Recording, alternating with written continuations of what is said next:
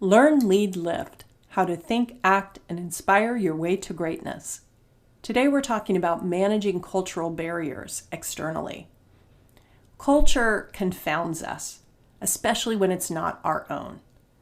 Why, we wonder, do people eat that, talk like that, dress like that, behave like that, and on and on? If you've ever traveled to a foreign country and stayed more than a couple of days, you probably even felt annoyed by at least one or two or maybe many things just being different from what you're used to. Now, try living in a foreign country and you might find yourself actually liking some things better, or at least appreciating versus being annoyed by them. I can personally attest to this. I lived in Madrid, Spain for a year. Minds can change. What if we could make it easier for minds to change around different cultures? Smart organizations can and do invest in training today for employees working in or with people from different geographies. The best training goes beyond helping employees learn the language, the etiquette, or protocol in a particular area they're going to. Those things definitely matter, but I would argue that our mindsets matter even more.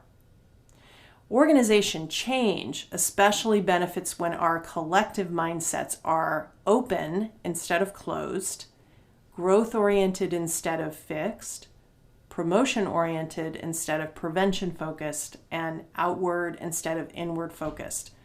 That's because change requires us to think differently so we can behave differently. Let me repeat that. That's because change requires us to think differently so that we can behave differently.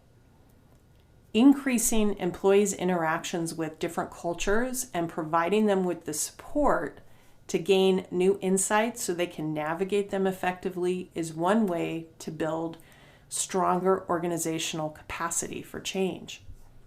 To learn more about the mindsets that I just mentioned, I highly recommend reading Ryan Gottfridson's book, Success Mindsets. It's also available now in audio format. One thing you can do right now is answer these 3 questions. Number 1, I felt annoyed when I had to deal with blank from another culture. Number 2, how else could I have thought about that? Number 3, the next time something annoys me about another culture, how could this insight help me? Answering these questions will help you tune into your thoughts and reactions the next time you are living, working, or interacting in a new cultural context.